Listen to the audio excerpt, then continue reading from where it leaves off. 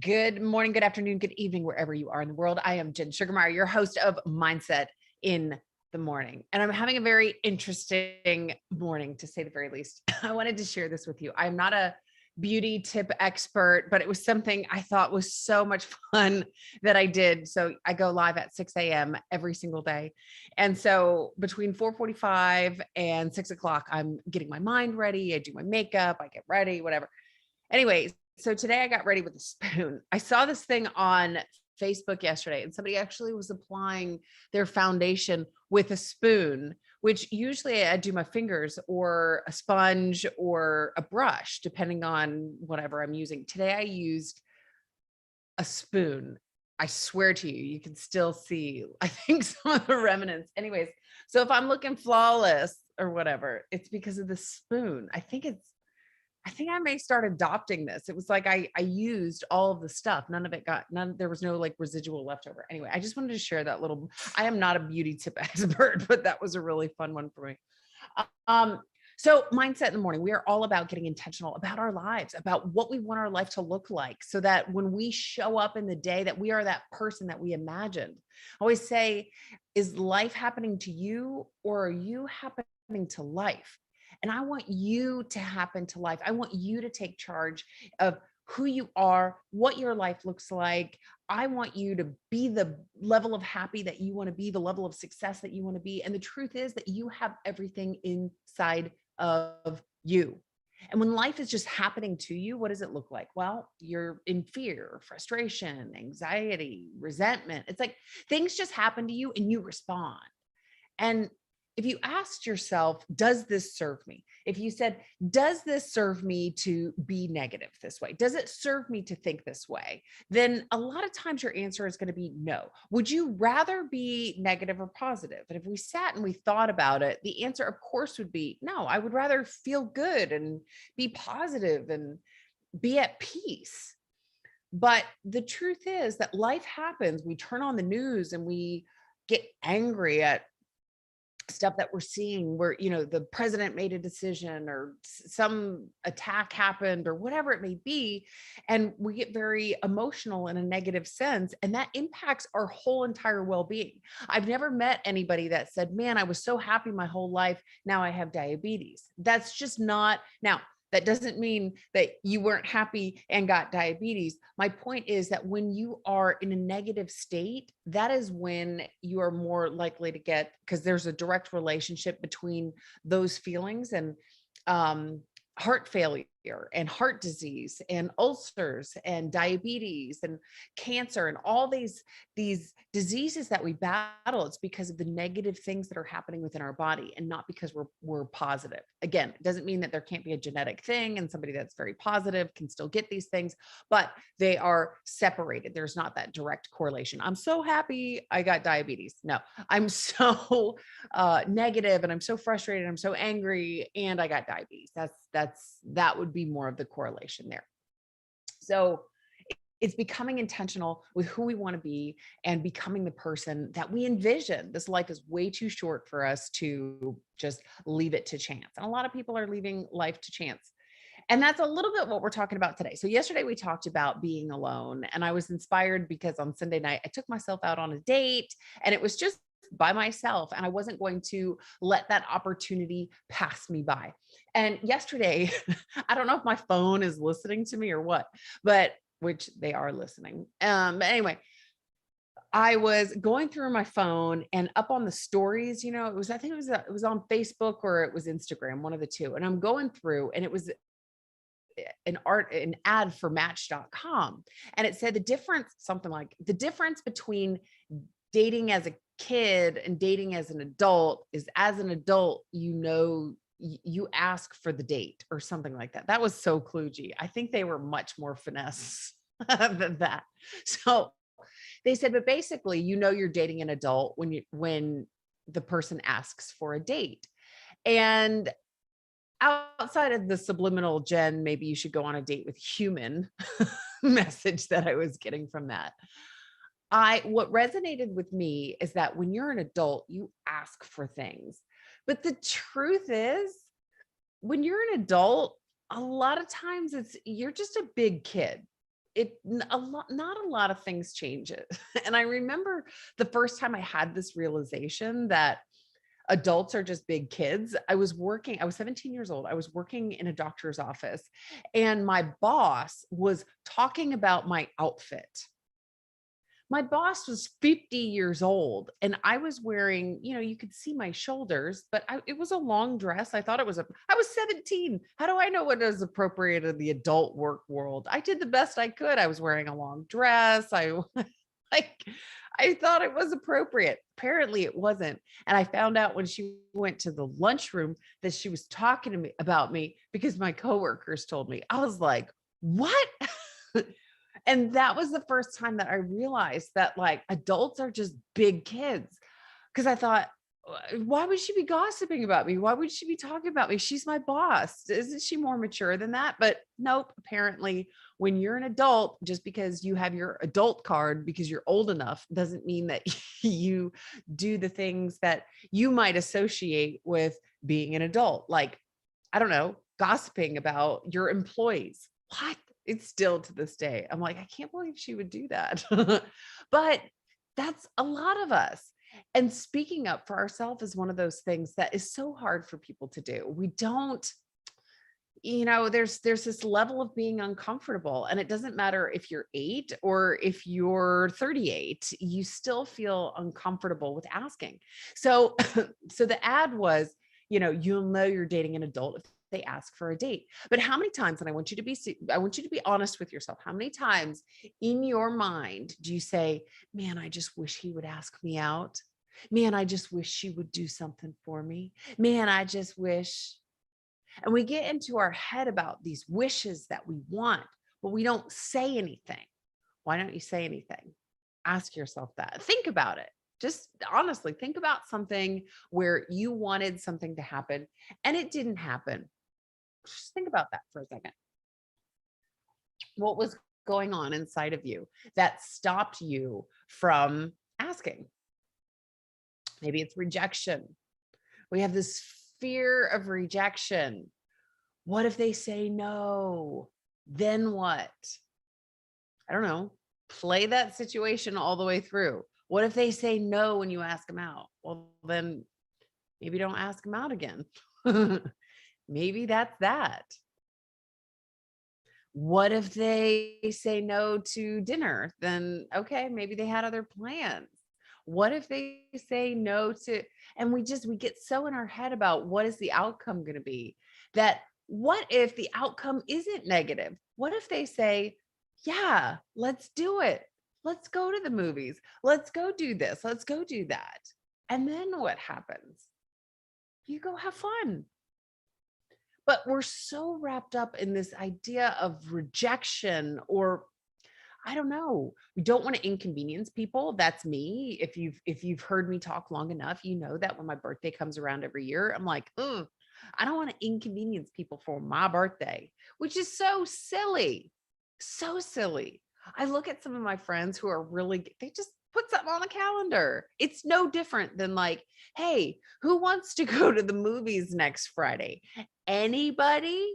Oh, all y'all? Okay, let's go.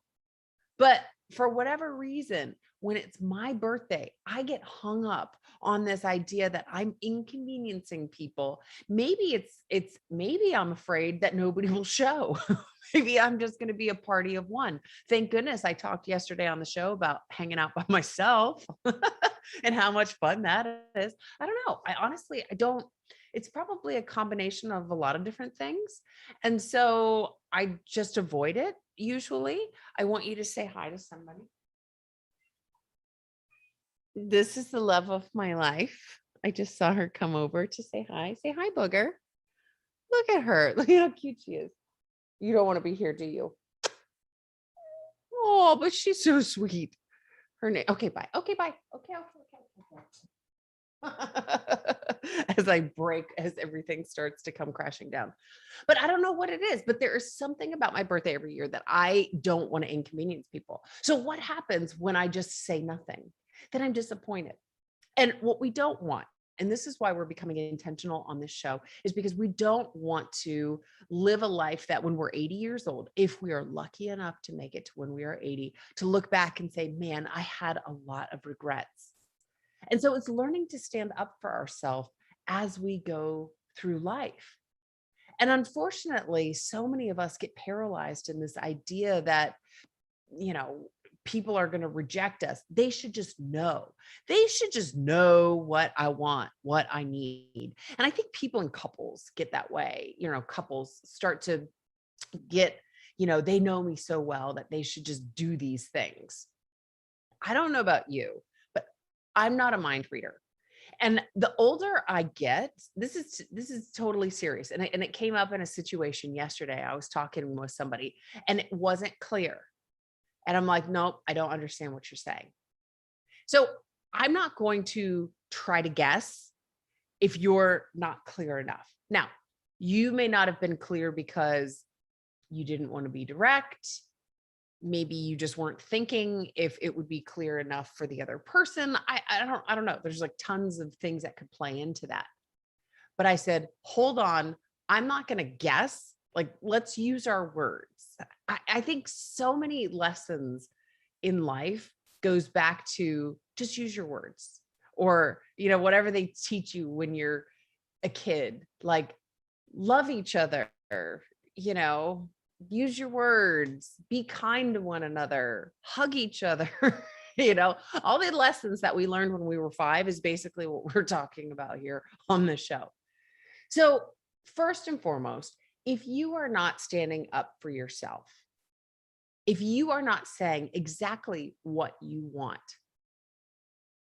then you are risking not getting what it is, because people are not mind readers. We're not. And so how many years did I want a party and not get a party because I didn't say anything? I said something one time and guess what I got? A party. I told one of my girlfriends, I said, hey, I would really love a party, but I don't feel comfortable. And that's okay if you don't feel comfortable doing the thing. That's why you got to know your friends. You got to know your people. You got to know who to ask. You're not expected to know, to do, to be all the things, but you have to stand up for yourself. You have to say what it is that you want. And if you want a party, if you want to go to dinner, if you want Chinese over sushi, then you've got to stand up for that. You might not have any idea how you're going to get sushi, but that's okay. Ask your friend, say, what's the best place to go? What time what day, then start to plan. You don't have to do it all, but you have to stand up for yourself. Nobody is going to be a mind reader. And that is not a fair expectation if you are saying, well, they should have just known. They should have just known. I mean, there are some things legit, like we should know, like don't kill somebody, like don't do that. It's a law. But there are things that maybe you wanted a purse, you wanted a specific purse. Maybe you wanted time to yourself. Maybe you don't like a certain food and that came out, that ended up being the dinner. Well, they should have known that I don't like salad. Maybe they forgot. I don't know. But you got to speak up for yourself, because if you don't make it known, and again, somebody may forget, but just remind them. Let's not get all crazy and bent out of shape, but speak up for what you want. Because if you don't, you risk not having that fulfilled. And I don't want to be 80 years old and go through this life and say, man, I missed out on so many opportunities. It's almost like waiting for Amazon to deliver you a package that you didn't order. Amazon should just know. No, Amazon doesn't know. Every once in a while, when I order my groceries, Amazon will accidentally throw in something for free, but it's never anything that I was like, ooh, I needed that. Like, I got a watermelon the other day. I didn't order a watermelon, but I got a watermelon and it was great. It was amazing. It was like the best watermelon ever, especially because I didn't pay $6 or whatever to buy it. But that doesn't happen. And if I had never ordered anything to begin with, I definitely wouldn't have gotten a watermelon. And in no way did I think, oh man, I hope I order these groceries and they just give me a free watermelon. No, it just happened. That was by chance. I just happened to luck out. But nothing is just going to come to your Amazon will never just deliver something that you were by osmosis thinking, I need this, I need this, I need this. It's just not the way that it works. I mean, yes, we could talk about manifesting and go down that route, but let's just leave it at that for now. Like it's just not going to happen. You need to go out to Amazon. You need to put in your order. You need to say, I want a watermelon. And guess what shows up? A watermelon. That's it. Or sometimes I say, I want cake like I did the other day. And then they delivered my groceries and I didn't get any cake. And I was like, what? I didn't get cake. So I went back out online and I tried to order it again and they were out of it in stock. So just because you ask for it doesn't mean that you're always going to get it, but you're definitely not going to get it if you never ask for it. Does that make sense? Does that make sense? So, but it can be scary. I get it. I get it. It can be vulnerable. We feel vulnerable. This isn't just asking for a watermelon or cake. These are your feelings and we get tied to these feelings and it can be, I don't know, that fear of rejection, the great unknown. But as Brene Brown says, without taking a risk, without, being vulnerable, there is no reward. I I use this example because it makes me laugh. But when I ride the train, it's one of the only times it's the time I get hit on, excuse me, the most. I think a lot of people are intimidated to approach me. I don't know what it is. I'm just going to tell myself that. I'm tall, I don't know, whatever. So, and I've been told I'm intimidating, which is funny, but whatever. So people come up to me on the train and they're like this guy a couple weeks ago, he said, hey, what's going on? Like, hey, what's up? He's like, can I get your number? Literally just like this. He's like, hey, what's up? Like, okay, hey. He said, can I get your number? I said, no. He said, okay, cool. That was it. Like he didn't go cry. He just went on about his life. But what was the worst thing that I could have said? No. What was the best thing I could have said? Yes. There was a risk. I could have said yes. I definitely said no. Final answer, sticking to that. But it definitely would have been no if he never would have asked. And that was it. He didn't get emotional about it. He didn't get tied up in it. So we need to get good. What does that look like for you in your life? I want you to think about this today as you go out there. What does it look like for you to stand up for you? What is something that is going on in your life that you keep saying, man, I want this, but maybe you don't ask permission, or maybe you're not engaging the right people, talking to the right coworkers, to the right friends. How does it feel to step into that powerful version of yourself where nothing is holding you back? You do not have that fear of rejection. You do not have that fear of hearing no, whatever it may be, whatever fears are associated with that. What does it feel like to truly step into that person and say, you know what? I want this. I'm going to ask for it. And you know what? If they say no, who cares? Who cares? It was definitely going to be a no if I never ordered that cake. And you know what? Quite frankly, when I didn't get the cake, my first thought was, that's probably good. I didn't need to eat that for breakfast because that's what I was going to do. So maybe the universe is actually working for you and telling you something like, you know what? You actually don't need that. You don't need that right now because you are on your little weight loss plan. And if you go order a cake just for yourself, it's not going to be good. So let's just start to get in flow with the world, with the universe. We know that the universe is always working for us, not against us.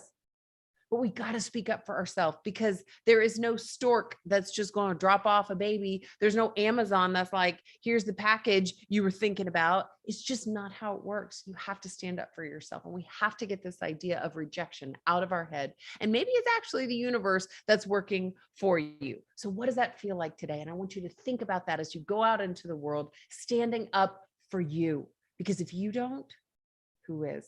All right. I would love if you would hit that like button, hit that subscribe button, and join me back here tomorrow because we are here live 5 days a week at 6 a.m. But this is YouTube, so you can join whenever you would like. I am Jen Sugarmeyer, your host of Mindset in the Morning, and I will see you back here, same time, same place tomorrow. Go be powerful. Go be that person that you know you were destined